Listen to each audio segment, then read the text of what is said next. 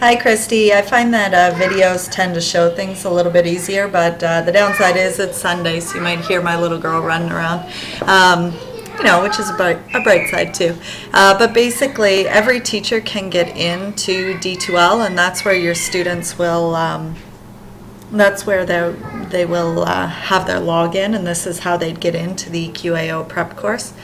So essentially, if you scroll down, you'll see a D2L login. Your username is just your K Lawrence, and then your password is your employee ID. So you'll be able to log in there. If you forget your password, it'll send you an email to your board email, so you can use that forgot your password link. Once you get in, you're going to see two things. One, this is like a general information course for teachers in the board, so it's just sort of news items as they pop up, what's happening provincially, you can find out here. And then the EQAO prep course I've put right here. So when you click into that, the other thing actually I should show you is a number of tools that it'll link into as well. So Britannica, your kids maybe TrueFlix, Passport to the Internet, just the general OERB login, and a few other things are in there too. So if you go back up, once you get into this course, see how these say conditionally released? Oops. That means that they're only released so a teacher can see it. But these are good sort of little overview videos on how to actually use the quiz tool. And then this one will actually open up for your students because it's not conditionally released, and it's going to just give them a little intro to the quizzes, but you'd probably want to walk them through it anyways. And then again, there's just some more teacher information there. So on the right, these are the quizzes that exist. So when you click on it as a teacher, it's going to look different than when you click on it as a student. So as a teacher, you can come in, you can add grade items, you can do like set restrictions. Those videos that are on the front page help with that. But you can sort of fiddle with a bunch of these things. And those YouTube videos and things will help you to sort of understand what those are. But when a student clicks on that, they'll actually just go straight into this preview. As a teacher, you go to the screen where you can adjust everything, but as a student, they go to directly to this page. So a good idea, Isabel,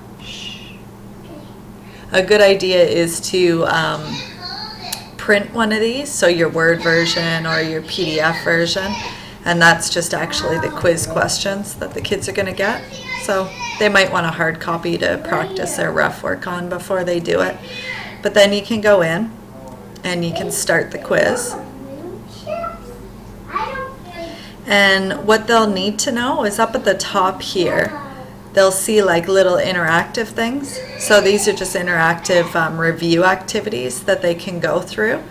But then if they toggle back to the other side, it'll open up in a different tab. But if they toggle back, they can actually, sorry, I'm getting distracted by Isabel. Just a sec, honey. Sorry, my 3-year-old, she's excited. She's talking to her cousin on FaceTime. Anyways, you could get in. Essentially, they just pick the correct answer and then they save it. And they can work through it. And then once they're done, they just save all responses. And then they submit the quiz to you, and it does automatically grade it for them. Yeah, so that's kind of the big thing of it. So all these quizzes are also linked here, so they can get to it through there as well.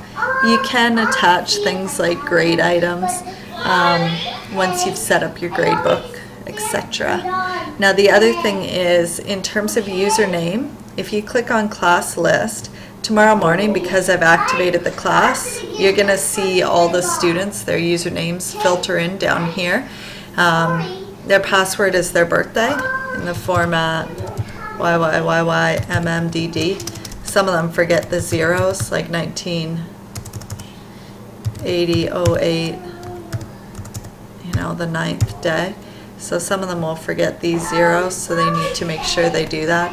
And the passwords are case sensitive in terms of their username. So the first 2 of their first name, 3 random numbers, and the first 2 of their last name. These are case sensitive when they log in. So they just need to make sure that they keep them as capitals. Yeah, other than that, I'm around. You can fire me an email, and if others are wanting to start up, just let me know. And sorry for the noisy video. Have a good weekend.